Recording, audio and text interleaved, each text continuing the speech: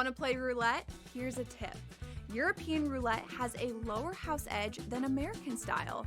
The lower the house edge, the better shot you have at winning. Most online casinos offer European roulette. So, if I were you, I'd get spinning. Now, go get lucky. See you in Lost Pages. Let's get lucky. This is the moment every fan waits for. The countdown's over. The road to kickoff has begun. Play is here to stay. I'm not going to name names, Kevin. From win totals to player props, from division races to MVP debates, we've got eyes on every camp and data feeding 24/7, breaking down every angle across the league. Every pick, every edge, every line that matters. SportsGrid. Your road to kickoff starts now. Justin Rose has done it so many times in his career. That's like he's so good at everything. There's nothing that he's bad at. You know, every part of his game is at close to a elite level when it's good. And so when he had it going on this week, he's not scared, dude. When he gets that look in his eye, watch out. The Smiley Show, only on If you don't like getting hit, you can't do BKFC point blank. Oh, absolutely. Like in the MMA world, you have opportunities to negate getting hit more so than BKFC. You can get a takedown, you can secure a dominant position where you're less likely to get hit, and even if you are getting hit, you're less damaging because of your position. Combat Sports Report, only on SportsGrid.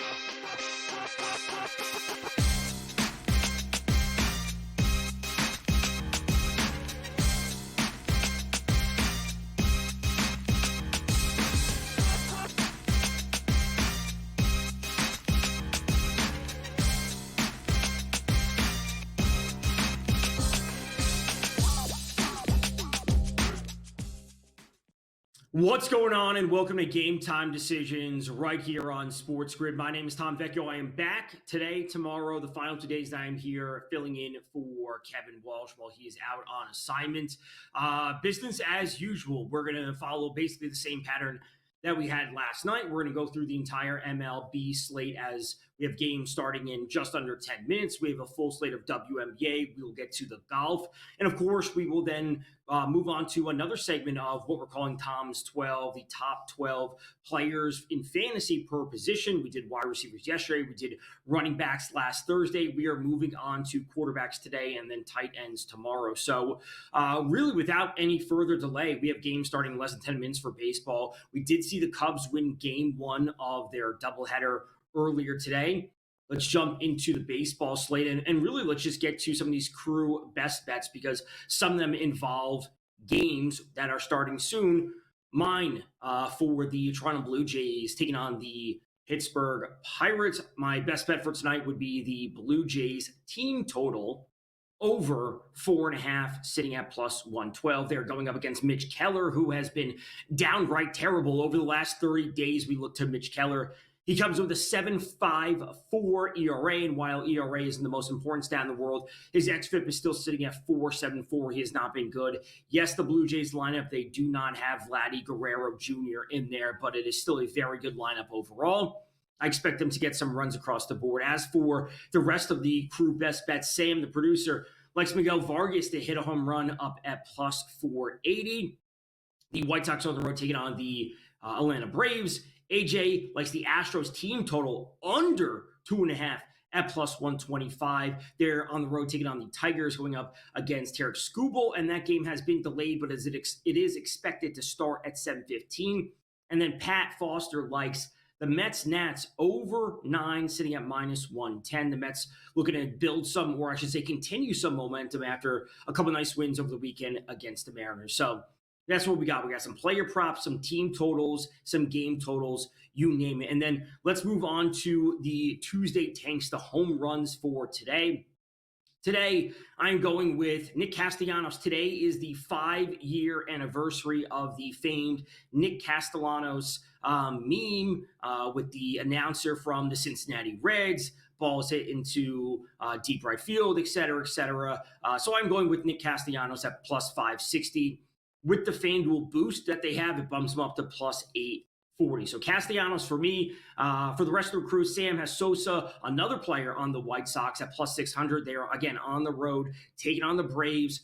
Bryce Elder is on the mound for the Braves. He's absolutely terrible. AJ has Seager at plus 360, and Pat has Soto at plus 235. So a well-rounded Tuesday tanks for homers as we have some random boosts and promos to be used. So let's move on to Tuesday's main event, which takes really center stage, at least in the baseball world tonight, and that's the Mariners taking on the Phillies. Two playoff-bound teams. It is the return of Bryce Miller to the Seattle starting rotation. He had 76 pitches in his last rehab outing. Chris Sanchez is on the bump for the Phillies and looking to be their presumptive ace at this point, with Zach Wheeler on IL dealing with the blood clot issue that he had taken care of yesterday. His timetable is yet to be seen, but these are two playoff-bound teams, and Sanchez has been absolutely awesome this season.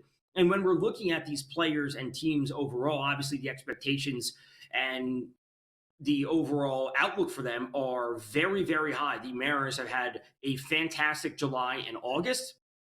We have seen their odds for the World Series shift, and now they are in a heated battle with the Astros to win the AL West. They are trading games back and forth.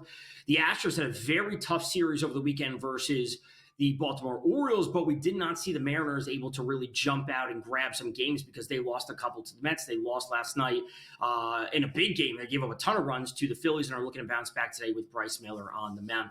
As for the NL and the Phillies on the other side, the expectation for them has been World Series for the past few seasons, and that continues today. They are obviously massive favorites to win the NL East at this point, with the Mets going on that huge slide, and they are one of the favorites to win the NL pennant up there with the Dodgers and the Brewers, who are obviously scorching hot right now.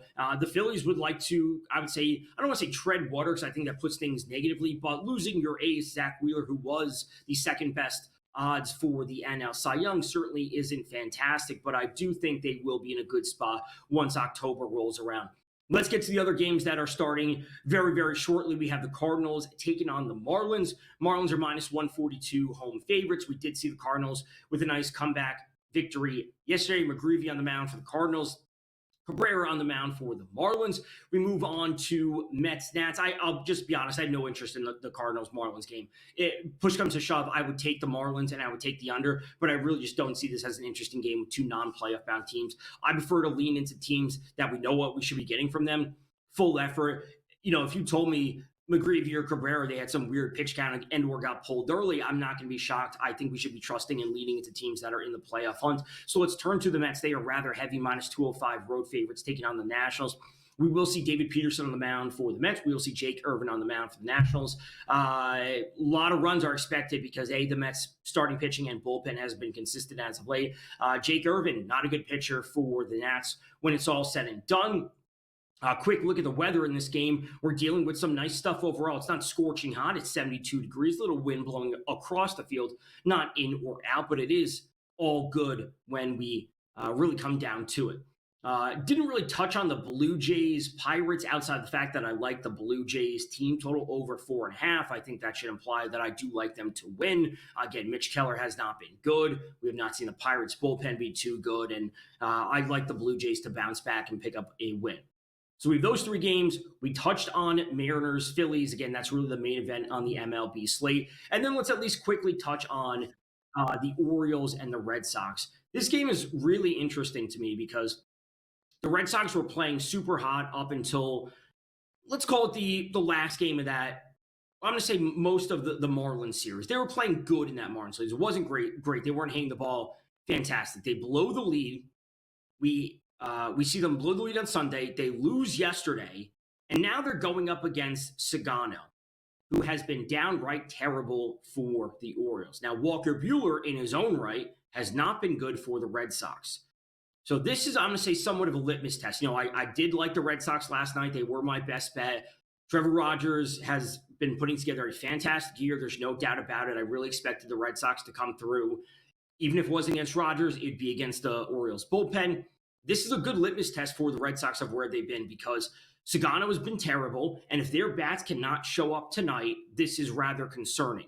So I would say that the Red Sox should be in a spot to score tonight. And if they are not doing so, that is not a good outlook overall. We have also seen the standings flip just a little bit because the Yankees won the series versus the Cardinals. The Red Sox obviously lost last night when the Yankees were not in action. The Yankees are in action tonight at Tampa Bay. We will get to that in a little bit. We're coming up against a break right now. We will have Coach James Young here on the other side talking about a full WNBA slate. The odds are changing based on some injuries that have happened for Sophie Cunningham. She's out for the season. Nafisha Collier is not playing tonight for the Minnesota Lynx, and we see them as slight underdogs going up against the New York Liberty. Full slate of WNBA to get to. Later in the show, we will get to PGA Tour, the Tour Championship. Obviously, as we come down to the end of the season, maybe we touch on a little bit of the Ryder Cup here with Brady Cannon. He will be joining us just a little bit later. So plenty to get to. Stay tuned right here. Game Time Decisions on SportsGrid rolls on.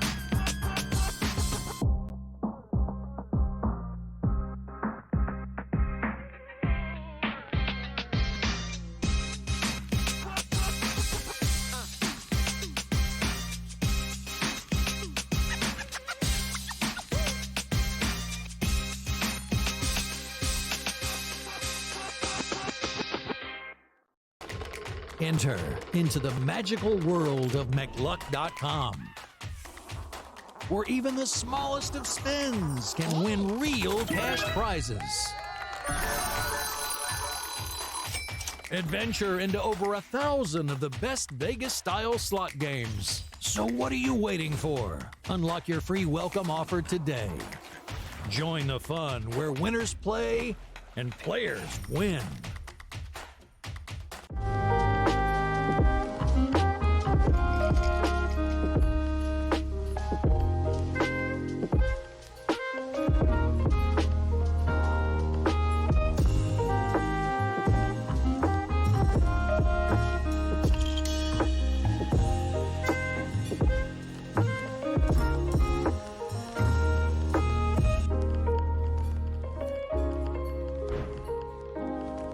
We're going to go through every single thing, and I've got a great team behind me that's going to help me get the job done. I want this to be the place that people come to. There is going to be an energy to Game Time Decisions that you will feel night in and night out. We are going to hit every single one of those markets that you need to know about. We will have everything at our disposal, and we will use that to our advantage. There is not going to be a better place, I promise you, than Game Time Decisions. I'm Kevin Walsh. Tune in to Game Time Decisions weekdays on SportsGrid. This is the moment every fan waits for. The countdown's over. The road to kickoff has begun. Play is here to stay. I'm not going to name names, Kevin. From win totals to player props, from division races to MVP debates, we've got eyes on every camp and data feeding 24/7, breaking down every angle across the league. Every pick, every edge, every line that matters. SportsGrid. Your road to kickoff starts now.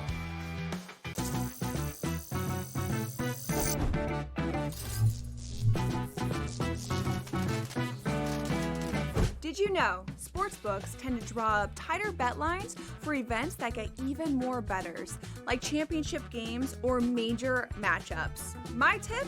Try betting on less popular sports. You might have a better shot at beating those odds. Now, go get lucky. See you in Las Vegas. Let's get lucky.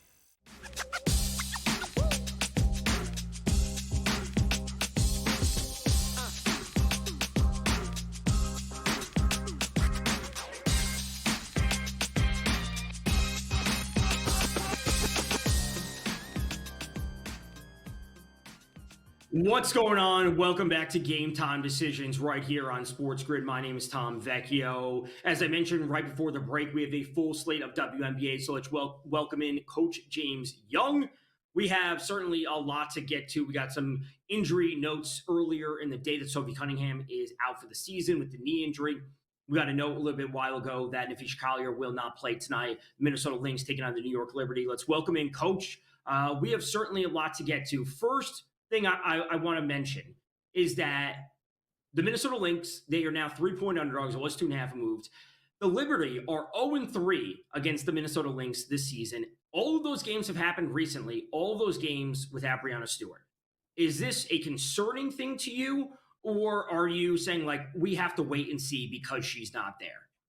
Yeah, listen, Tom. Neither team's at full strength. Obviously, Nafisha Collier not back. She was doubtful, then was ruled out. I think within the last hour. So, neither team's at full strength. That's why I'm kind of at a wait and see because I want to see Brianna Stewart with Emma Messman and with John Quell Jones. Remember, New York Liberty got off to that fast start. I think 9 or 10-0. Then John Quell went down. They went through a rough patch. Then they started playing better. Then they got Messman, and right when Messman got there, Stewie got hurt. So they haven't been a full collection of their team. And I think that's an interesting thing with Sandy Bordello is they're also missing Harrison with a concussion and missing Satu's little sister as well. So they're not at full strength at all right now, Tom. So in regard to the game tonight, you wonder, it's so hard to beat a team 4 times, especially when it's this short of a window. It's almost like a playoff series, right, Tom? Because they're playing so close to the games. I was leaning to Liberty on the money line, if anything. But now that it's 3, it's probably a stay away from me because I think the game is close. But if you ask me what I like the most in the game, it's John Quell Jones over 13.5 points. Over 10 out of the last 13 games. Now, was 2 of the games versus Minnesota? Yes. But last time I had 17 points, Tom really didn't do anything in the fourth quarter. Versatile 6'6" center. And because she doesn't have the guard Nafisha Collier, where she can get herself into foul trouble, look for John Quell Jones to go over 13.5 points for the Liberty tonight. So the next game on the slate will feature Connecticut Sun, who are in talks of being sold, moving, this, that, the other thing, taking on the Washington Mystics. You don't like the points here to lay the points. You'd rather go to a team total for the Mystics. Why is that? Well, if you really look at the Washington Mystics, Tom, over the last 4 games of 81.5 points do shop around. But listen, they've secretly been pretty good on offense. If you think about this, Tom, since August the 1st, number 5 in offensive efficiency, offensive rating, I should say. Number 3 in assist to turnover ratio. Number 4 in rebounding percentage. And number 2 in effective field goal percentage, offense, and true shooting percentage. Oh, and the 2 times they played Connecticut, 104 and 90 points. A Connecticut Sun team has given up more than 81.5 4 of the last 6 games. Tom, the 2 games under, Chicago without Angel Reese, who was absolutely awful, right? And then against the Golden State Valkyries, who you and I know do not try to score. They try to play a game extremely slow, especially since they lost, obviously, Kayla Thornton. So I'm going to go over 81.5 tonight for the Washington Mystics. And speaking of the Chicago Sky, anytime, I believe at least, anytime you have a chance to bet against them, you're doing so. And you're going to lay the 10.5 points tonight with Seattle. Hey, I'm fading them like hidden plays, high top fade. I'm fading them hard. I'm putting that flat top all the way up. And I'm going to lay the points. It was 11, it's down to 10.5. Why? You're going to look at me and say, well, coach, Seattle's 2-8 against the spread their last 10 games, right? Phoenix, Atlanta twice, Sparks, Vegas, Lynx, Fever when they were playing well. Those are I think that's 7 or 8 of those games that they've lost against the spread. Well, they're playing Chicago, who is 1-9 against the spread. 6 out of 9 games they've lost by double digits, and no Angel Reese. And the last time they played, I think Seattle beat them by about 35. It was 11. It's down to 10.5. I love it even more. Give me the Seattle Storm minus a point at Chicago. After that, some late night action. The Vegas Aces are seemingly turning around their season. They are just on cruise control right now, taking care of business. You like them to straight up tonight on the money line. You're not worrying about the points. Talk me through that because, at some point, the streak's going to come to an end. And do you think the lineup for Atlanta can give them any trouble down low? Well, you're going to look at, obviously, the lineup of Brianna Jones and then obviously BG down low, but then they got to deal with Asia Wilson, right? And I think there's just 2 things, Tom. We've talked about, obviously, when we were doing Pro Basketball Today together with Kata. I had said this, you know where I'm going. Kia Stokes is awful. I don't know why she's starting in WNBA. Well, they got Nalissa Smith that's taking care of that. They've also put Jewel Lloyd on the bench. I know both teams are really good against the spread as of late. 9 out of 10 for Vegas, 7 out of 8 for Atlanta. I'm going to just lay it on the fact that it's the home team I'm taking, and it's a short spread. I'm going to go with Vegas on the money line. Speaking of Jewel Lloyd, listen, I've been telling people if you get Jewel Lloyd over 1.5 made threes, you got to run to the window. The problem is now they're starting to catch up to it. So if it has come down, one or two options. If it's down to like minus 160 or better, take Jewel Lloyd over 1.5 made threes. If it's 3+ made threes, like I have it, at major plus money at plus 225, go over. Over 6 of the last 7 games, right? Atlanta is 7th in 3-point percentage defense. Here is the key, Tom. 7 of the last 10 games, she's got 7+ attempts. She's going to get the attempts coming off the bench. And finally, quickly here before we head to break, you like Burton, you like her PRA today, not just points, you like the PRA going over. Yeah, I mean, listen, if you can find a 4.5 in assists, I could go ahead and take that. But otherwise, I'm going to go PRA Veronica Burton over 20.5, over 3 of the last 5 games, 2 out of 2 versus Phoenix. Tough, a big game, slow down game, big minutes, impacts the team in so many ways, and it's taking a big step up spot since Kayla Thornton got hurt. All right, that is Coach James Young right here on Game Time Decisions, a full slate of WNBA. There is a FanDuel boost, I believe, the 25% boost. So if you find better odds on Jewel Lloyd, you can certainly look to, maneuver that with the over 1.5 to bump that up just a little bit. We still have plenty more to get to. Stay tuned right here. Game Time Decisions rolls on after the break. Thanks to Coach James Young.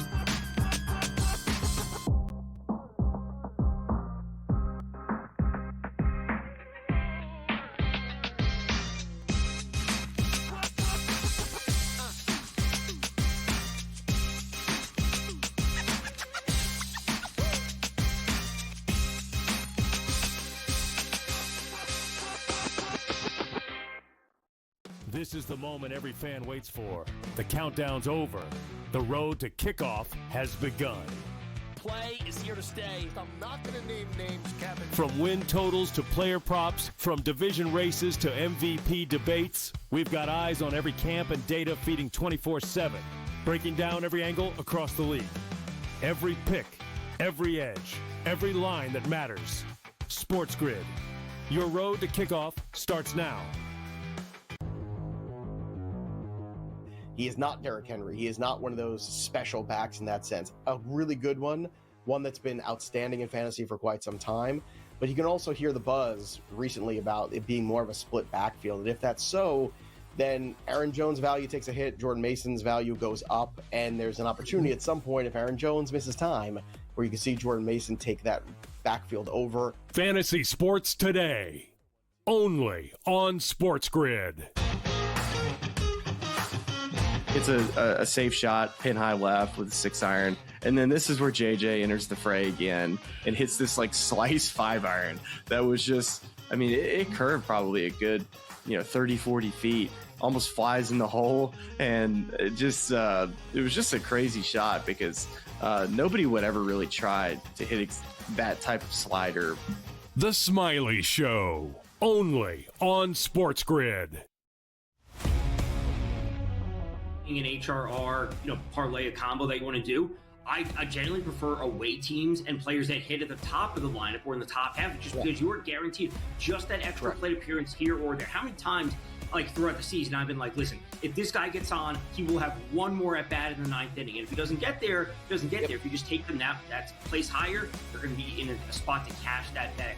Pro baseball today, only on SportsGrid.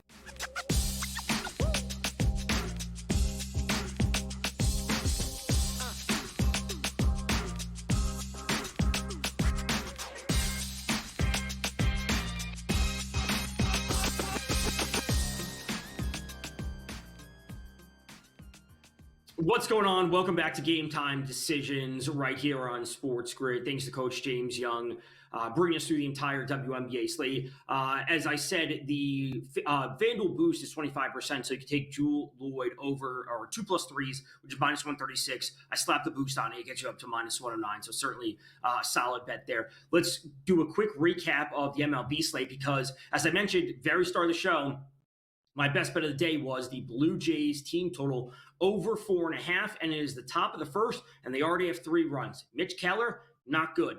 So 3 runs, I guess the Yurfie obviously cashes for that as well. We also see the Yurfie cash in the Cardinals Marlins. The Cards put a run on the board in the top of the first.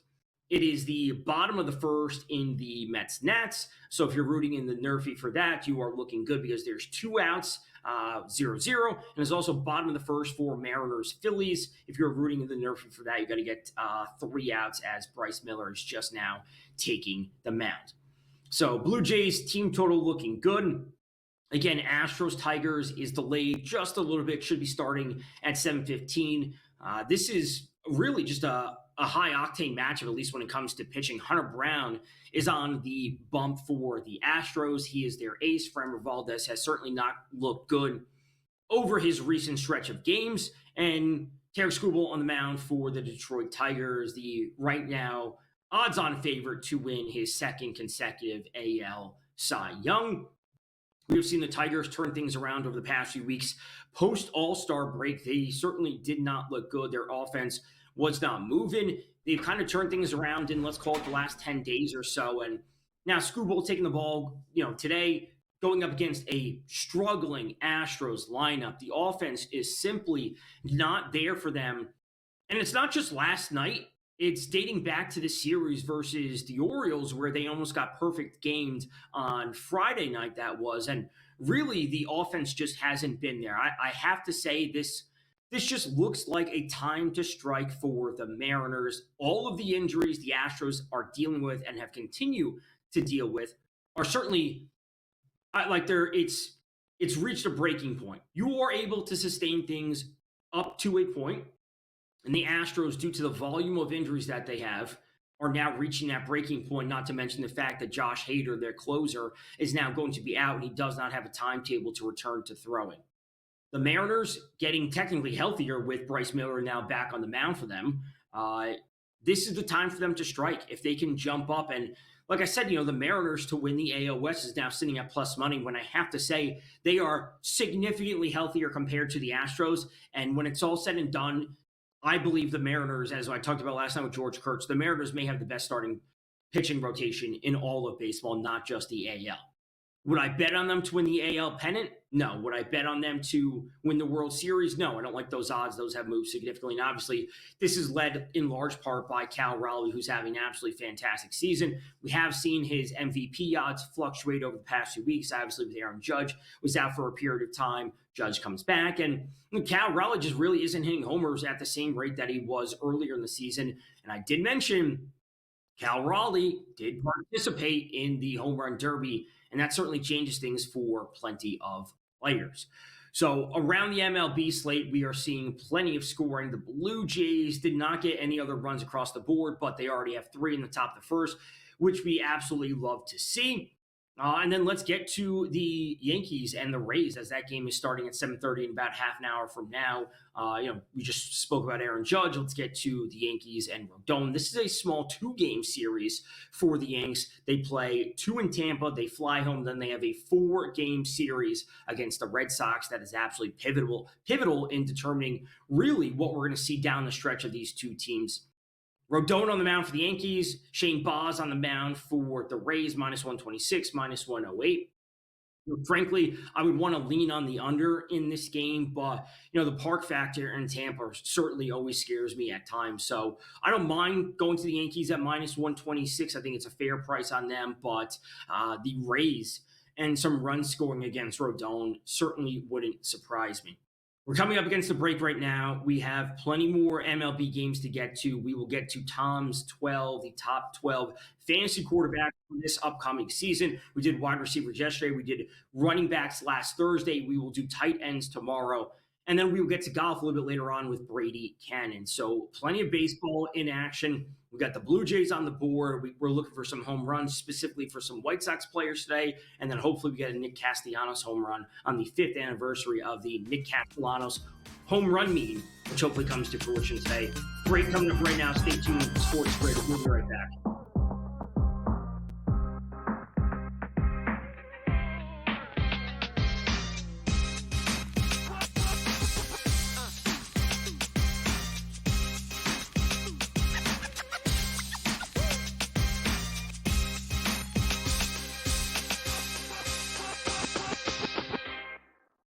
This is the moment every fan waits for.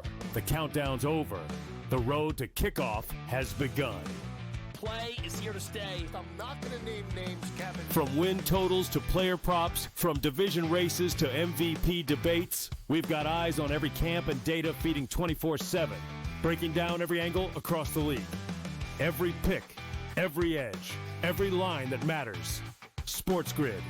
Your road to kickoff starts now. He is not Derrick Henry. He is not one of those special backs in that sense. A really good one that's been outstanding in fantasy for quite some time.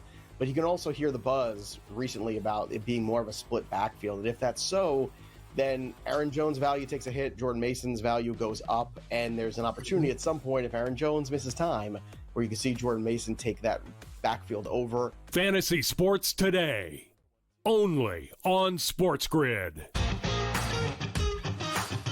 It's a safe shot, pin high left with a 6-iron. And then this is where JJ enters the fray again and hits this like slice 5-iron. That was just, I mean, it curved probably a good, 30, 40 feet, almost flies in the hole. And it was just a crazy shot because nobody would ever really try to hit that type of slider.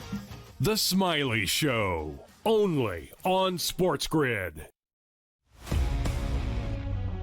An HRR, parlay a combo that you want to do. I generally prefer away teams and players that hit at the top of the lineup or in the top half, just because you are guaranteed just that extra plate appearance here or there. How many times, throughout the season, I've been like, listen, if this guy gets on, he will have one more at bat in the 9th inning. And if he doesn't get there, he doesn't get there. If you just take them that place higher, they're going to be in a spot to cash that bag. Pro Baseball Today, only on SportsGrid.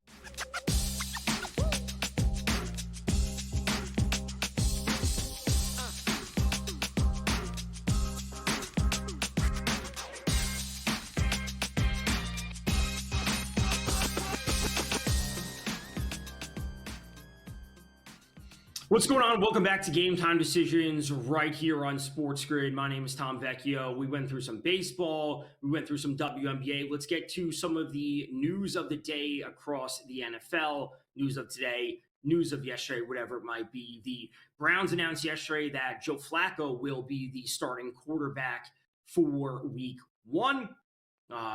This is, I'm not going to say too shocking, but this is what we should have been anticipating when it was all said and done. Drafting 2 rookie quarterbacks, you sign a somewhat of a seasoned quarterback in Kenny Pickett. We have all 3 of them unable to stay healthy throughout the entirety of training camp and preseason. And Joe Flacco will be at the helm at Week 1. I wouldn't be entirely shocked to see one of those quarterbacks end up on IR once roster cuts are all said and done. There was a report from Adam Schefter yesterday saying that the Browns, anticipation is that they're going to keep 4 quarterbacks on their roster. And that certainly presents a bit of an issue. It just takes away a roster spot from an extra offensive lineman, an extra linebacker, whatever, what have you. I would not be shocked to see one of those quarterbacks end up on IR to start the season, and then they carry 3 onto the main roster heading into Week 1. Other quarterback news that we got earlier today is that the Colts have officially announced the starting quarterback, and that is going to be Daniel Jones. It is not going to be Anthony Richardson. The Colts made this announcement earlier. We got the reports from it, and then the Colts officially tweeted it out. We will see Daniel Jones starting in Week 1, and frankly, I think this is a massive mistake. And the Colts go out and draft Anthony Richardson, 4th overall a couple of years ago. To say that Anthony Richardson hasn't been good is honestly being a little bit generous. He's been terrible. He legitimately has been a bad quarterback. There's no doubt about it. But when you draft a quarterback that high and you use whatever phrase they want to use, oh, he's a project quarterback, he needs to get more reps. We know he didn't have a massive amount of playing time in college. He hasn't had a massive amount of playing time in the NFL. He's been dealing with injuries. But if you're going to use the term, oh, he's a project quarterback and we want to see more of him, the only way to do so is for him to be out there. We know what Daniel Jones is. Frankly, to me, this is a scared move from the coaching staff. This is the coaching staff saying, Daniel Jones gives us a shot so the coaching staff can keep their jobs. Because at the end of the day, if you're not going to start Anthony Richardson, you should cut him or trade him. So if you draft him at that spot at 4 and you're not going to put him out there as a starting quarterback, why have him on the roster? And I understand that Daniel Jones isn't a perfect quarterback. I don't think he's very good to begin with at all. But why are you having him out there if you know that Anthony Richardson is still there? And Anthony Richardson to me at this point is just a giant question mark.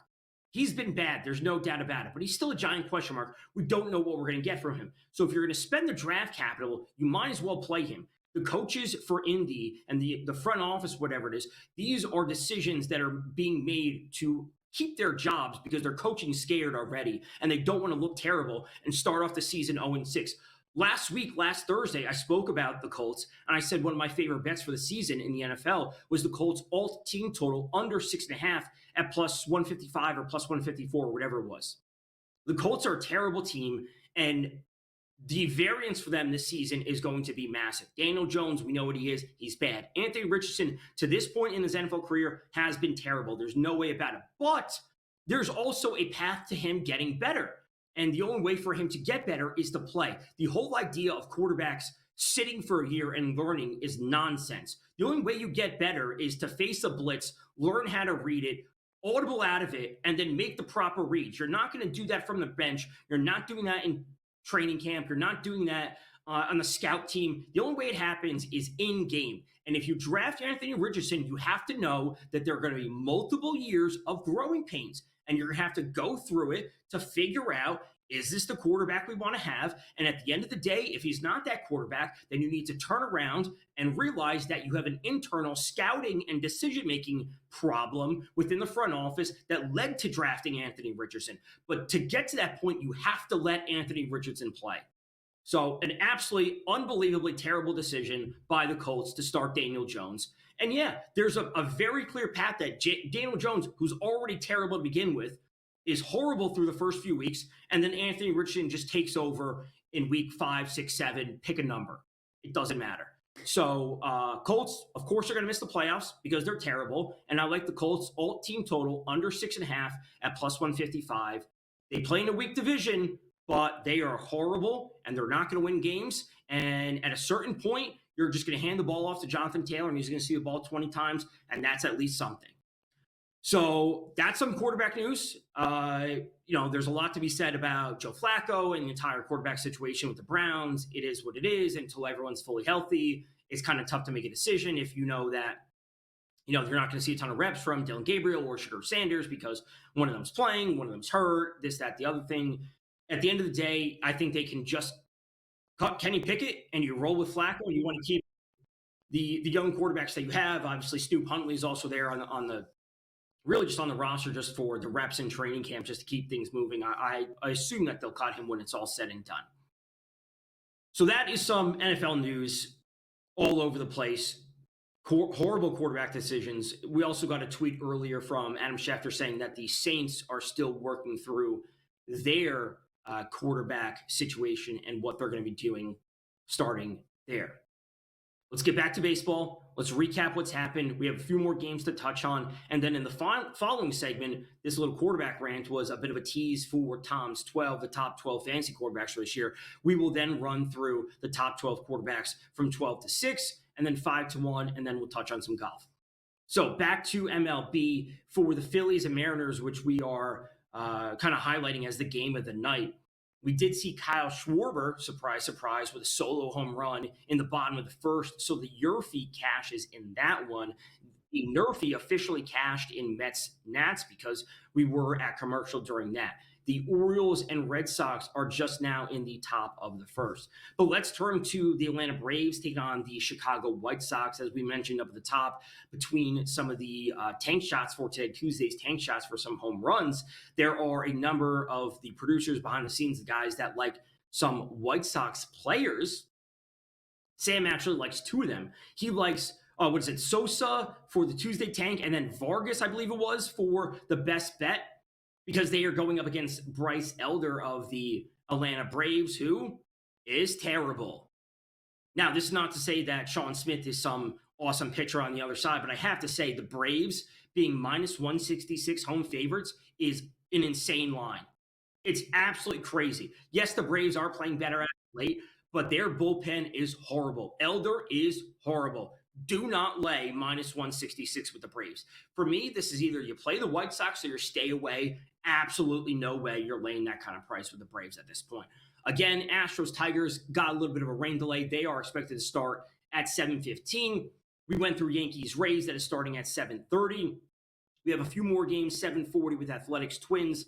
Joe Ryan on the mound going up against Jorge Lopez for the Athletics. 8.5 total. Really like the under in that game. Lopez has been kind of lights out for the Athletics on the mound. He can really back up the strikeouts. So I like the under in that game. We have the second game of the doubleheader for the Cubs and the Brewers. I'm on the Brewers, a money line in that one. They lost game one. I expect them to bounce back with Woodruff on the mound. That is a super low 6.5 total. There's wind blowing in at Wrigley Field. We know what that does to the ball at Wrigley.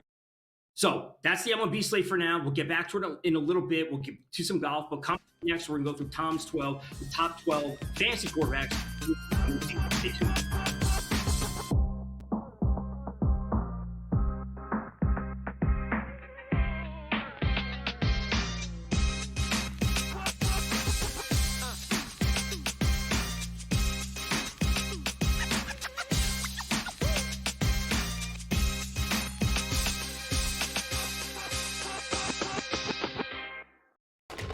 Enter into the magical world of McLuck.com, where even the smallest of spins can win real cash prizes. Adventure into over 1,000 of the best Vegas-style slot games. So what are you waiting for? Unlock your free welcome offer today.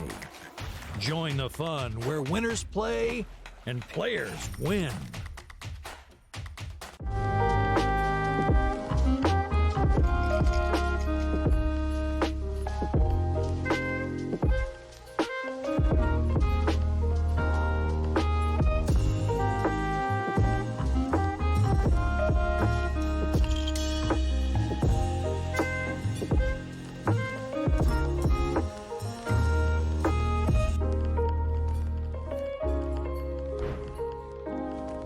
We're going to go through every single thing, and I've got a great team behind me that's going to help me get the job done. I want this to be the place that people come to. There is going to be an energy to Game Time Decisions that you will feel night in and night out. We are going to hit every single one of those markets that you need to know about. We will have everything at our disposal, and we will use that to our advantage. There is not going to be a better place, I promise you, than Game Time Decisions. I'm Kevin Walsh. Tune into Game Time Decisions weekdays on SportsGrid. This is the moment every fan waits for. The countdown's over. The road to kickoff has begun. Play is here to stay. I'm not going to name names, Kevin. From win totals to player props, from division races to MVP debates, we've got eyes on every camp and data feeding 24/7, breaking down every angle across the league. Every pick, every edge, every line that matters. SportsGrid. Your road to kickoff starts now.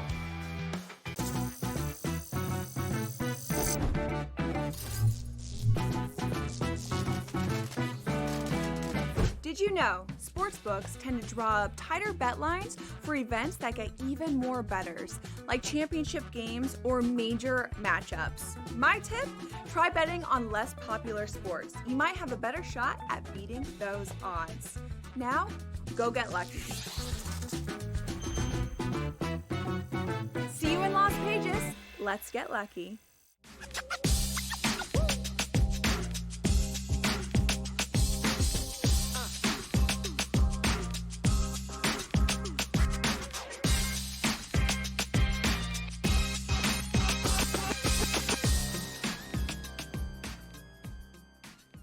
What's going on? Welcome back to Game Time Decisions right here on SportsGrid. My name is Tom Vecchio. We're going to jump into a quick NFL fantasy football segment real quick, but I do want to say that the Blue Jays got across a few more runs. They had a 2-run homer from George Springer, which puts their team total over 4.5 in the top of the second inning. I said that was my best bet for tonight. It was sitting up at plus 112, so we cash a plus money bet 45 minutes into the show. Mitch Keller is terrible. Let's move on to Tom's 12. The top 12 players per fantasy position. Yesterday we did wide receivers. Thursday We did running backs. Today, we're moving on to quarterbacks. This list is about their fantasy potential. This has nothing to do with how successful they've been, how many awards they've won, how many Super Bowls they've won. This has nothing to do with any of that. This is about their fantasy potential. I do not care about ranking quarterbacks in terms of their real life skill. Let's move on. Number 12, I'll be honest, I considered a number of different players for this one. And ultimately, I landed on Dak Prescott of the Dallas Cowboys. I know the Cowboys, they don't win. They don't win. Playoffs. I don't care about any of that. When Dak is healthy and he plays a full set of games, he routinely passes for 30, 35 touchdowns and is going near or over 4,000 yards. This is not to say he's perfect with it. Of course, there's going to be interceptions along the way. But when the Cowboys defense is bad and we have a quarterback with two good wide receivers, one very good with CeeDee Lamb and two with George Pickens, they're going to pass the ball at a very high volume. So when we get that volume from Dak Prescott, he's going to rack up fantasy points. I also considered, maybe Caleb Williams jumps into here. Maybe I'm a little bit too high on Drake May, and he jumps into this spot. But regardless, Dak Prescott at 12. Number 11, Brock Purdy of the San Francisco 49ers. Really just a well-rounded option that we know he's going to be relatively safe with the ball when it's all said and done. We have a good offense around him. Christian McCaffrey apparently is looking very good, according to all reports. Isaac Rendo is the backup running back. Brandon Ayuk is expected to return around week 6. This leaves Juwan Jennings, Ricky Pearsall, and George Kittle as the main options in the passing offense with CMC on the ground. I think Brock Purdy is a very stable and consistent option. He's not very exciting, and I don't believe he has a massive, massive ceiling when it's all said and done. Moving on, number 10, let's go to Bo Nix for the Denver Broncos. Again, a quarterback that I think is super solid when it's all said and done. I don't think he has a massive, massive fantasy ceiling. I think he's really just a consistent option. J.K. Dobbins, the rookie R.J. Harvey when it comes to the backfield, Cortland Sutton, Marvin Mims, Devon Vele, Evan Ingram round out the offense. I think he's going to be solid. I would like to see them pass the ball at, again, a higher rate this year compared to last. And again, I think he will produce week in and week out when it's all said and done.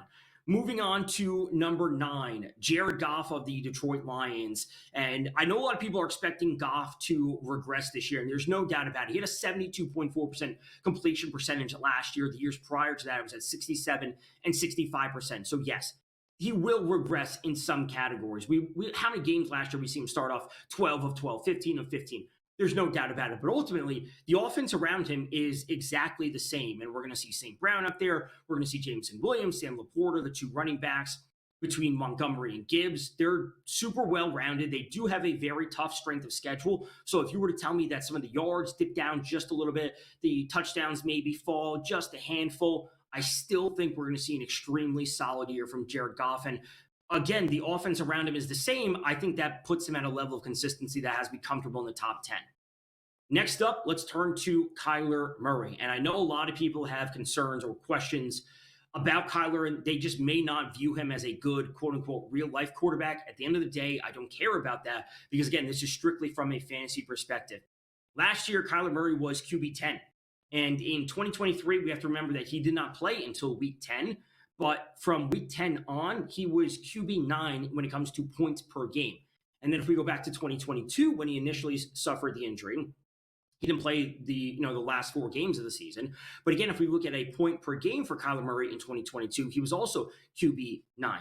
The passing, the rushing, it's all there for him. The offense around him is sneaky good with Trey McBride, Marvin Harrison. Absolutely love that. Love the backfield with James Conner and Trey Benson. I think he's as good as we can get from a fantasy quarterback in this second-ish tier of quarterbacks. Does he have a higher ceiling? Sure. Could he push to 6th? I could see that happening. Can he push into the top 5? Probably not. But I like what we've seen from Kyler when he works with Marvin Harrison and he works with Trey McBride. Having those two options in your offense will always put him in a spot to succeed. Moving on to number 7, Baker Mayfield.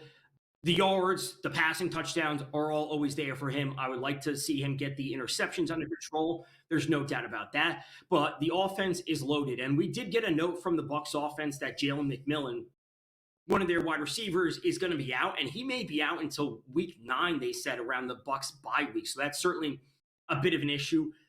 Bucky Irving, Rashad White in the backfield. They still have Mike Evans, Cade Otton. We know that Chris Godwin isn't fully healthy to start the season. He's probably going to start on the PUP list. He'll be out for the first few weeks. But rookie Emeka Egbuka, Baker has spoken about him through our training camp, various interviews.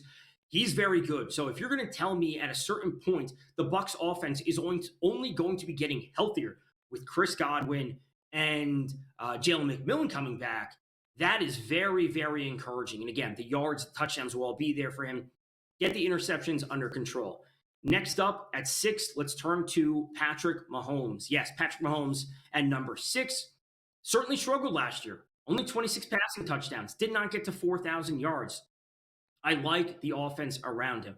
We know that Rashee Rice is back. He will have his hearing at the end of September. Then he will be suspended for X amount of games. We don't know that. But the offense is good right now. And if not good, it's really good with Isaiah Pacheco, Kareem Hunt, Xavier Worthy in his second year. Hollywood Brown will be good to go from the start of the season. Travis Kelce, presumably in for a bounce-back year. A lot of people are very high on him this year after his struggles last year, whatever it might be. But the offense is maybe at one of the best spots we have seen over the past few years. We have a very solid wide receiver core, which has always been an issue for the Chiefs in some of these recent seasons.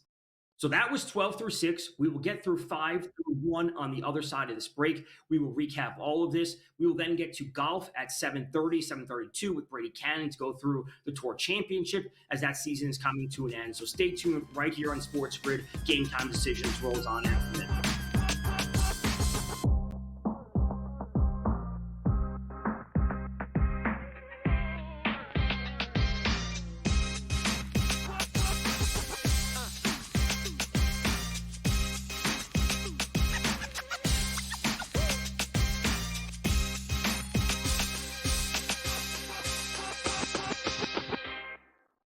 This is the moment every fan waits for. The countdown's over. The road to kickoff has begun.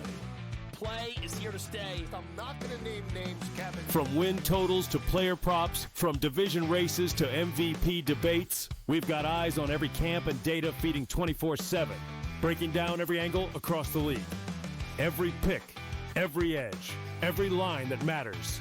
SportsGrid. Your road to kickoff starts now. He is not Derrick Henry. He is not one of those special backs in that sense. A really good one that's been outstanding in fantasy for quite some time. But you can also hear the buzz recently about it being more of a split backfield. And if that's so, then Aaron Jones' value takes a hit, Jordan Mason's value goes up, and there's an opportunity at some point if Aaron Jones misses time where you can see Jordan Mason take that backfield over. Fantasy Sports Today, only on SportsGrid. It's a safe shot, pin high left with a 6-iron. And then this is where JJ enters the fray again and hits this like slice 5-iron. That was just, I mean, it curved probably a good, 30, 40 feet, almost flies in the hole. And it was just a crazy shot because nobody would ever really try to hit that type of slider. The Smiley Show, only on SportsGrid. An HRR, parlay a combo that you want to do. I generally prefer away teams and players that hit at the top of the lineup or in the top half, just because you are guaranteed just that extra plate appearance here or there. How many times, throughout the season, I've been like, listen, if this guy gets on, he will have one more at bat in the 9th inning. And if he doesn't get there, he doesn't get there. If you just take them that place higher, they're going to be in a spot to cash that bag. Pro Baseball Today, only on SportsGrid.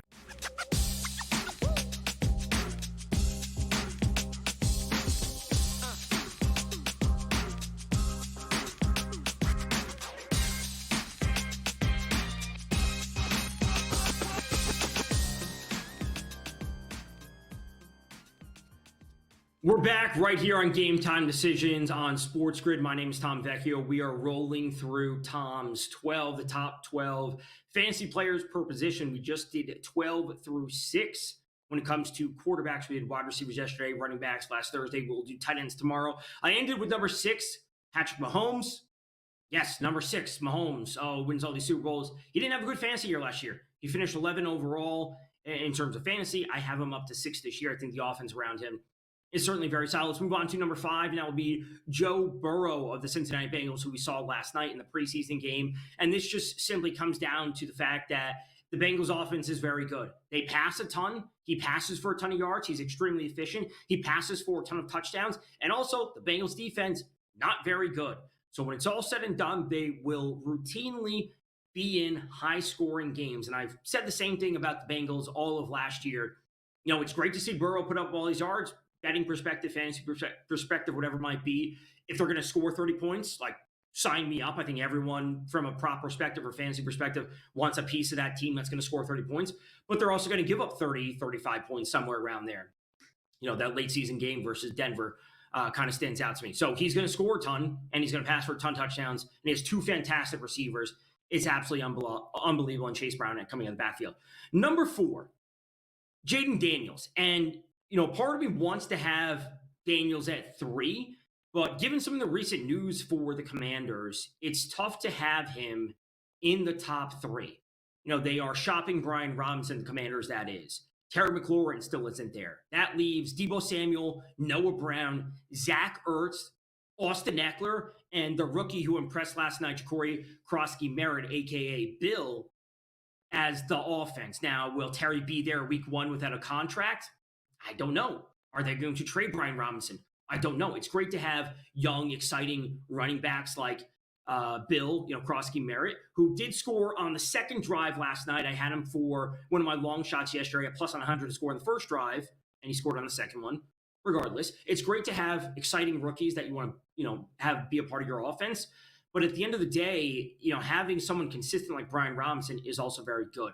Daniels, I believe his passing yards will increase this year. I believe the touchdowns will increase if Terry's there. So this is why I'm hesitant to have him at 3. I have to take him just a step back, knowing that there are some just question marks in the air right now. Moving on to number 3, Jalen Hurts of the Philadelphia Eagles.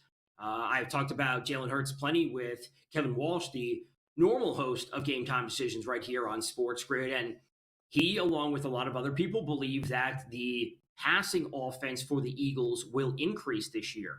And we will see more passing touchdowns from him, combined with the fact that the tush push is not going anywhere this season. It is still absolutely legal. That we're going to see a very solid floor of rushing touchdowns from Hurts.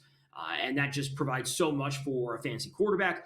I believe we will see, I want to say 23, 25-ish passing touchdowns, and we'll see just a handful fewer rushing touchdowns from him. I still think he'll get to 11 or 12, and you're 10, 11, 12, and you say, oh, what's the difference between, 14 and 11, 14 and 12? It's like, well, that's, I'm talking about multiple 6-point scores throughout the time, and if you subtract 18 points from him over the course of an entire season, it changes this, that, the other thing. But again, more passing touchdowns from him, fewer rushing touchdowns from him, more passing yards overall.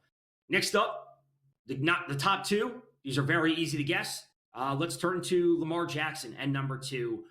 Baltimore Ravens, the do-it-all fantasy point machine that Lamar Jackson is, comes in each and every category we could possibly want. The yards last year were fantastic to see him going over 4,000. The rushing yards were solid. This is a spot where, he may regress in terms of passing touchdowns. I actually see him taking a step back, maybe down to 35-ish, but I expect the rushing touchdowns to take a little bit step ahead. So great stuff from Lamar. It's obviously easy to shoe him in at either 1 or 2. But for me, number 1, I'm going with Josh Allen overall. Number 1 fantasy quarterback for me this year. The offense is super well-rounded with James Cook and Ray Davis. Khalil Shakir is dealing with a high ankle sprain right now, which is slightly concerning. But Keon Coleman, Josh Palmer, Dalton Kincaid, Dawson Knox round things out. And same thing with Josh Allen. We will see plenty of passing from him. He also has the goal line presence to add in plenty of rushing touchdowns. And we have an extremely well-rounded top 12 fantasy quarterbacks for this season. Again, I struggled a little bit at the bottom with Dak Prescott. Could Caleb Williams be there? Maybe it's Drake May. Maybe it's J.J. McCarthy. One of those options, but I landed on these 12 for the 2025 NFL season top 12 fantasy quarterbacks. Stay tuned. We're coming up against the break. We'll talk Dolph with Brady Cannon after this.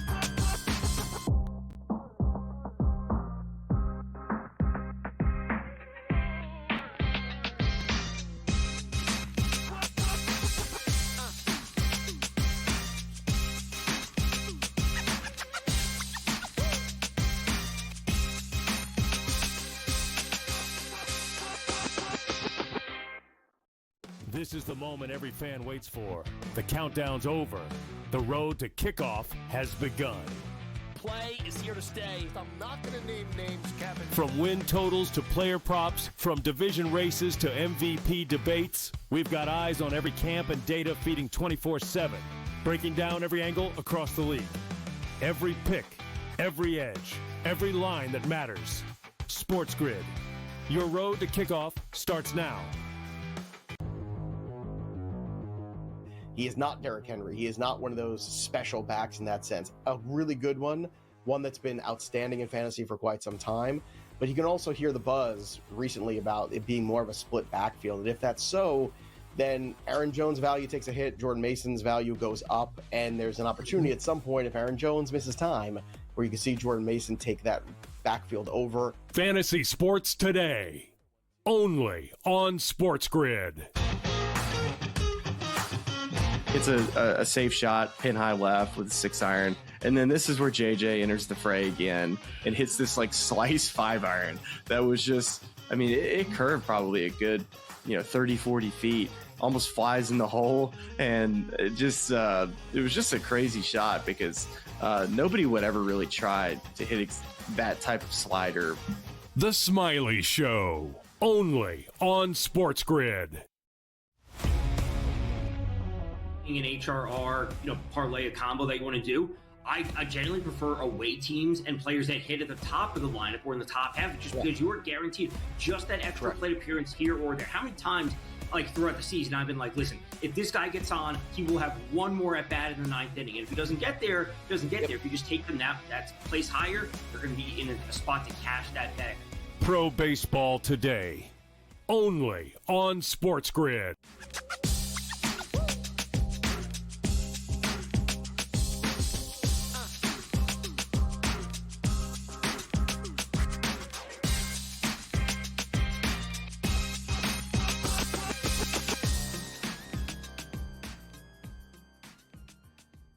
What's going on? Welcome back to Game Time Decisions right here on SportsGrid. My name is Tom Vecchio. We shift from a little bit of football, a little bit of baseball to now some golf with Brady Cannon. We have the PGA, the Tour Championship this week, Brady, and it is an extremely unique format. Only 30 golfers, and the odds are all over the place, but we have to get into the rules and the format for this one specifically.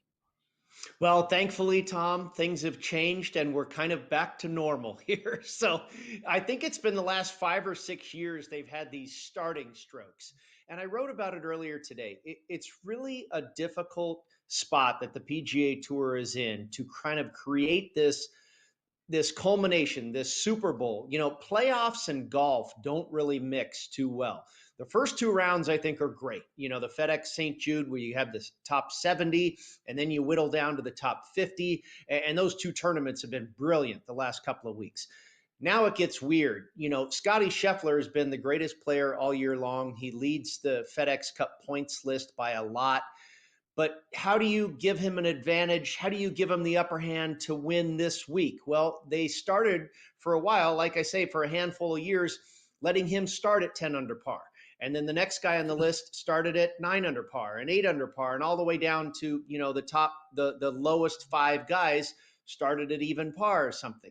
That didn't go over too well. Sucks a lot of the drama out, the guy, the best player in the world, having a head start on everybody and yada, yada. So this year, it's just a golf tournament. It's the 30 guys. And if Akshay Bhatia in the 30th hole wins the darn thing, he wins the FedEx Cup and $10 million, which is good from a betting standpoint. And it's good that if you win this tournament, you win the FedEx Cup. There were some years when the guy who won this tournament didn't win the cup. I mean, it's really been tough. But is that really rewarding Scotty Scheffler for the work he's done all year long? No. Personally, Tom, I think they should go to like a match play and the top seeds, Rory and Scotty and these guys get a bye for the first couple of days. And then, by the time you get to the weekend, you have a match where it's Victor Hovland versus Scotty and maybe you end up with Scotty versus Rory in the final showdown on Sunday, but who knows if that'll come around. The bottom line is here happening this week. It's the top 30 guys and it's best man, may the best man win. Whoever wins the thing wins the FedEx Cup. And The points really don't mean anything at this point. Now, the top 30 guys, that's an accomplishment in itself. They get an automatic invitation to next year's Masters, next year's US Open, next year's Open Championship, all 9 signature events, and they keep their tour card for 2 years. So not a bad accomplishment to finish in the top 30. But as far as this week, it's another golf tournament that happens to only have 30 guys in it, and whoever wins, wins. So talk me through some of these odds, because the odds board looks, I would say, largely as it has for most events this year. But notably, Robbie McIntyre, after last week, after Sunday, he's down at 35-1. Does he interest you regardless of what happened on Sunday? Or are you saying, hey, he's got it like he's carrying over, this kind of loss. Would you even be interested in him? I think Robert McIntyre is pretty much a good fit for any golf course. He's absolutely a world-class player. And we saw what he did at the US Open, finishes runner-up last week. Why is he not a good fit for this week? No real reason. But I don't really like what happened to him mentally last week, to blow that lead. And that's pretty tough to come back from. So no, I did not go there with Robert McIntyre, but there's a lot of nice prices on basically everybody in the field except for, guess who? World number 1, Scottie Scheffler, just absolutely incredible. And now being priced at less than 2-1, anywhere from plus 150 to plus 180 to win this week. It's absolutely incredible. And, I had to go down the board a little bit further. And when I crunch all my stats, Tom, I basically bet on the 3 guys that come up, second, third, and fourth next to Scotty. And that's Tommy Fleetwood, Russell Henley, and JJ Spaun, who I believe at this particular course probably are the 3 biggest threats to Scottie Scheffler this week. And the routine that I've got for Scheffler now, after I want to say starting with about the British Open a month or 2 ago or whatever, I'm not going to bet him at 3-1 or whatever with 4 days of golf left to go. But if he's minus 500 with a 2-shot lead heading into Sunday, yeah, I'll get involved, because guess what? He's not going to lose. But with 4 days of golf left and a very short price, a lot of things can happen. So I'll wait. And if he's right there, at the end, then maybe that's when I'll get involved. But Fleetwood, Henley, and JJ Spaun are my guys this week. So what kind of courses are we going to see, and what kind of golfers do we need to see, or the typical prototype that would succeed? Is it going to be bombers? Do we need guys that are good with the irons? Obviously, putting is always big, but what kind of course are we working with? And are there other players that fell right below those 3 that you had some interest in but just couldn't get there on? Yeah. It's only 30 guys, so you can't really pick 8 to win, right? That cuts into your profit margin pretty good. So I just went with 3. If you go with a bunch of longer shots, you could maybe go with 4 or 5. But, I think the hottest player, I think current form is really big. This time of the year when everything's kind of jammed into the end of the season, guys that are playing well right now, Fleetwood, Henley, Spaun. I wanted guys that were hot. I wanted guys that made sense for this golf course. Sam Burns is playing really well. He threatened last week. Victor Hovland has won here before, has had great finishes here at East Lake before. He makes a lot of sense. Ludwig Oberg is really starting to come around. So, yeah, there was probably 10 guys that I think made a lot of sense that you could make an argument for this week. But ultimately, I went with Spaun, Henley, and Fleetwood. The golf course is a pretty big boy track. It's been reduced to a par 70, and it's nearly 7,500 yards. So that is long. And really the bulk of that length comes on the approach shots. All the par 3s here are 200 yards or better. You're going to have a lot of approach shots that are 200 yards or better, long par 4s. The stat that we've seen really dominate here by the winners and the top of the leaderboard is strokes gained tee to green. And I believe accuracy trumps distance. Now, it's a big course, and you can't be necessarily short, but these fairways are pretty narrow. And if you're in the rough, you're in trouble. So drive it straight, hit good approach shots, and then hope you find a hot putter. I really think, the first 2 shots is probably the key. And if you can make some putts on these greens, then you ought to have a good week. But, Russell Henley, the most accurate driver on tour, the most accurate driver in this field.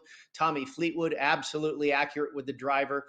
Those guys aren't necessarily that short. We've seen Russell Henley win at Bay Hill. We've seen him, finish top 10 at Oakmont. These guys all have enough length, and they have accuracy too, and they're exceptional iron players. So they all add up as guys that can threaten Scotty for me this week. So I'm looking at some of these two balls and, two ball matchups, and the one that catches my eye is Robert McIntyre against Maverick McNeely. They're minus 115 on both sides. Part of me wants to say if McIntyre doesn't have it in round one, again, coming off of the loss of last week, how is he dealing with that mentally? He's just not going to have it at all. But if he can show something in this first round one, is there a spot to say we can kind of ride this momentum and he's going to get it back as we get into the weekend? Do you have interest in that too? I think it's a really good call. Is that a full tournament matchup or just the first round? It's just round one. McNeely versus McIntyre, minus 115, both sides. Round one, I'd probably go against him, kind of along the lines you're thinking, that he might be rattled. That was brutal to blow a 4-shot lead and big bad Scotty Scheffler just chased you down and ate your lunch. So recovering from that is going to be difficult. So I'd probably want to go against him in the first round, but you're right. That could create value for the second round because I don't think he's going to be bad for all 4 days. It's like a football game or something. Maybe they'll let down for the first half, the first quarter, but eventually they should find their stride. All right, Tour Championship coming up this weekend. Thanks to Brady Cannon for stopping by. We'll touch on the baseball slate when we get back. GameTime Decisions continues.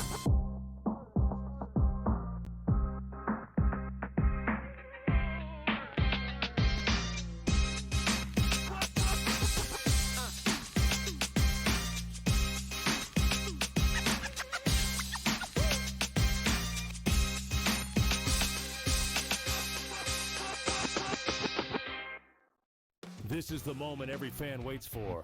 The countdown's over. The road to kickoff has begun. Play is here to stay. I'm not going to name names, Kevin. From win totals to player props, from division races to MVP debates, we've got eyes on every camp and data feeding 24/7, breaking down every angle across the league. Every pick, every edge, every line that matters. SportsGrid. Your road to kickoff starts now. He is not Derrick Henry. He is not one of those special backs in that sense. A really good one that's been outstanding in fantasy for quite some time. But you can also hear the buzz recently about it being more of a split backfield. And if that's so, then Aaron Jones' value takes a hit, Jordan Mason's value goes up, and there's an opportunity at some point if Aaron Jones misses time where you can see Jordan Mason take that backfield over. Fantasy Sports Today, only on SportsGrid. It's a safe shot, pin high left with a 6-iron. And then this is where JJ enters the fray again and hits this like slice 5-iron. That was just, it curved probably a good, 30, 40 feet, almost flies in the hole. And it was just a crazy shot because nobody would ever really try to hit that type of slider. The Smiley Show, only on SportsGrid. An HRR, parlay a combo that you want to do. I generally prefer away teams and players that hit at the top of the lineup or in the top half, just because you are guaranteed just that extra plate appearance here or there. How many times, throughout the season, I've been like, listen, if this guy gets on, he will have one more at bat in the 9th inning, and if he doesn't get there, he doesn't get there. If you just take them that's place higher, they're going to be in a spot to cash that bag. Pro Baseball Today, only on SportsGrid.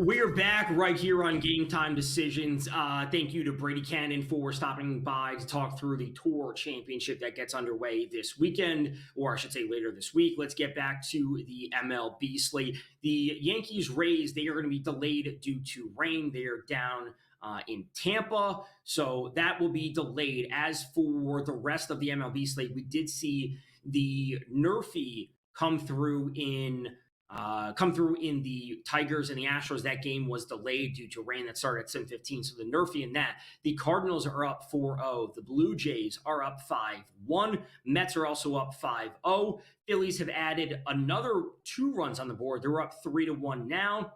Red Sox, Orioles, second inning just ended. It is still 0-0. Braves have 2 runs on the board. Michael Harris had a homer. The Rangers just had a homer. I believe it was a leadoff homer for them, or something in that. Do we know who had that homer, Sam, in the Rangers game? Was it Corey Seager for the Rangers? Because AJ had Corey Seager as homer for Tank Tuesday. So we can get an update on that. But the Yurfie does cash for Rangers, Royals. As for the rest of the MLB games that we have yet to touch on, we can get to the Brewers and the Cubs. This is game 2 of the doubleheader. Again, the doubleheader from yesterday, game 2 was rained out. They played earlier today. The Cubs came away with the win earlier today, 6-4. I am on the Brewers money line today at minus 110-ish, minus 112, I think, because I bet it during game 1. It was Seager. Oh, so we got a Corey Seager home run for the crew Tank Tuesdays for some homers. AJ coming through with a winner. Surprise, surprise. When it comes to him up at plus 360. We would like to see a few of these other come through. Brewers have Brandon Woodruff on the mound. The Cubs will have Jameson Taillon on the mound. The Cubs are now at plus 102. The Brewers are minus 120. It is a 6.5 over under. As for the weather in this game, we are going to see, it's sitting at 73 degrees with 10 to 12 mile per hour wind blowing in. We know that Wrigley Field is a stadium that is impacted by wind more severely than other stadiums when it comes to wind. So we see the totals bet down when we see colder temperatures and or wind blowing in. It's in the 70s, but we do see some significant wind blowing in. Again, I am on the Brewers money line for that one. Next up, we have the Dodgers, who lost last night at Coors Field, losing to the Rockies. Not so great tonight. The Dodgers, Emmett Sheehan on the mound, taking on the Rockies, who have Austin Gomber. The Dodgers are up to minus 275 favorite. The Rockies are up at plus 230. The game total has jumped to 12, and it is minus 120 to the over. We saw yesterday's game end 4-3 with a walk-off single from Warming Bernabel, I believe it was, from the Rockies last night. I said this when it came to the series yesterday. After the Dodgers swept the Padres, I said, go into the series versus the Rockies and do the same thing. Don't leave any opening for the Padres. Now, the Padres also lost last night, so they did have a chance to pick up a game on the Dodgers, but they didn't do so. They have a very solid chance to pick one up tonight. Nick Pivetta is on the mound for the Padres. They're minus 215 favorites going up against the Giants. We'll have Tang on the mound. We have seen this play out time and time again. I am trusting Nick Pivetta. I am trusting the Padres offense to get to the Giants. Our good friend of the show, George Kurtz, often likes to say he's generally looking for a dance partner when we're looking for some of these heavy moneyline favorites, and the Padres do kind of line up nicely with the Dodgers. If you're looking to get 2 teams that are heavy favorites, get them closer to even money, that would be. And the Dodgers and the Padres certainly fit that bill, getting to just under even money, at least over here on FanDuel. Next up, the Reds and the Angels. Reds coming in at minus 136 on the money line. Hunter Green on the mound for them, going up against the Angels, who are plus 116. Kyle Hendricks on the mound. This game has an 8.5 over-under. Hunter Green is back from the IL. He has certainly looked pretty solid. The Angels strike out at a very, very high rate there. Generally bottom 2, bottom 3 in the league versus right-handed pitchers. Hunter Green should be able to go out there and kind of take care of business. I like what we've seen from him. I like the Reds lineup overall. This is not to say that the Angels don't have plenty of power in their lineup, because they certainly have some hitters in their lineup. We saw it over the weekend. With Zach Neto homer, they have Joe Adell, Nolan Schanuel, up and down the lineup. They have some legit power. So I could see this game going over, but I do like the Reds to continue their momentum and come away with yet another win. And then the final game on the slate would be the Cleveland Guardians at plus 100 with Tanner Bibee on the mound, taking on the Arizona Diamondbacks, who will have Eduardo Rodriguez on the mound, minus 118. Very close game. It's a pick 'em across the board. A part of me wants to look towards the over Erod has not been good for the Diamondbacks as of late. The Guardians bullpen still worries me when it's all said and done, but man, the Guardians offense can barely put runs across the board at times, even when they have easy matchups. They barely got 3 runs against Zach Gallen last night. Through 6 innings, Zach Gallen has struggled significantly this year. And listen, if you can't get it done, then where or why should I be trusting you? So I don't mind taking the Guardians at plus money, but I also would lean towards the over when it's all said and done. So we have an absolutely loaded MLB slate. We have early day games tomorrow, and it's just going to continue to roll on throughout the week. The score updates that we are looking for would be, or the time updates, I should say, would be when the Yankees and Rays are set to have first pitch. It was supposed to be a 7:36 start. That got delayed due to rain. I have not seen an official start time for that game. But again, I'm on the Brewers money line. That game starts in about 16 minutes. That is a spot that I'm on. They lost game 1 earlier today. I fully expect them to bounce back versus Brandon Woodruff. We know that the Cubs are dealing with a theoretically depleted lineup. We know that Kyle Tucker was not in game 1, and Kyle Tucker is also not in game 2. So their lineup has just been struggling overall. Kyle Tucker has been struggling big time for the Cubs, and he's not in there tonight. I expect Woodruff to keep things close for the Brewers, and they get back on track. So we're coming up against the break right now. We will close out the show, recap the MLB slate, touch in on the WNBA, close out some final thoughts, wherever it might be, about Tom's 12, and then I'll be back tomorrow right here on Game Time Decisions. I'll be handing off to, I believe it's Scott and Gabe after this for IGL. They will, of course, take you through the entire night slate. Stay tuned. Game Time Decisions is back after this.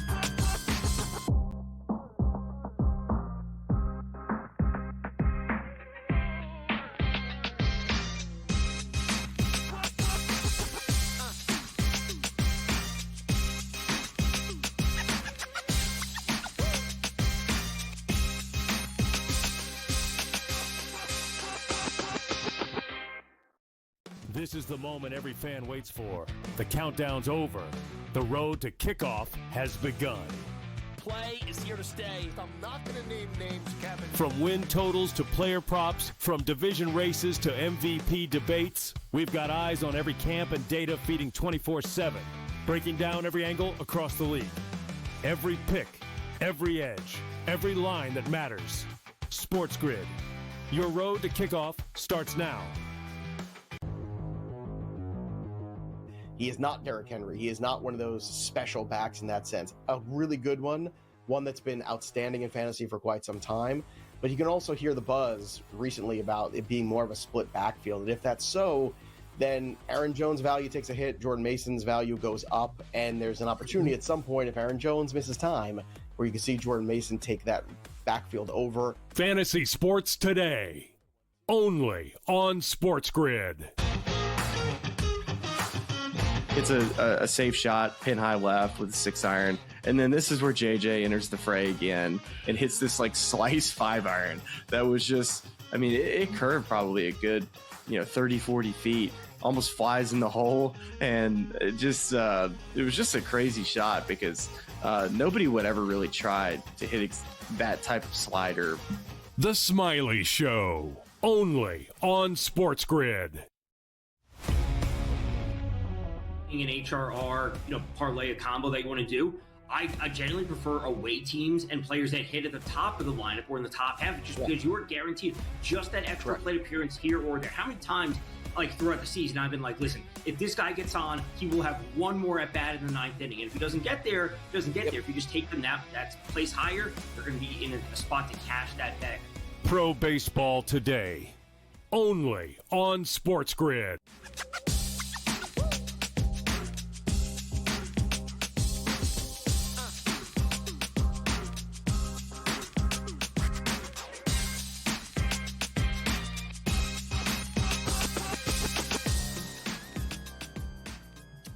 What's going on? Welcome back to Game Time Decisions. I am Tom Vecchio. I'm here to close things out today. I'll be handing it off to Scott and Gabe for In-Game Live.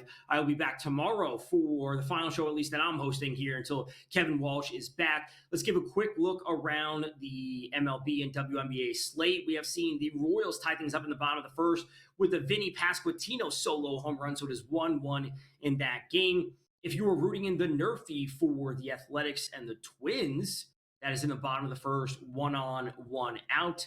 So you are looking good there if you can get across that. I said I like the under 8.5 in that game.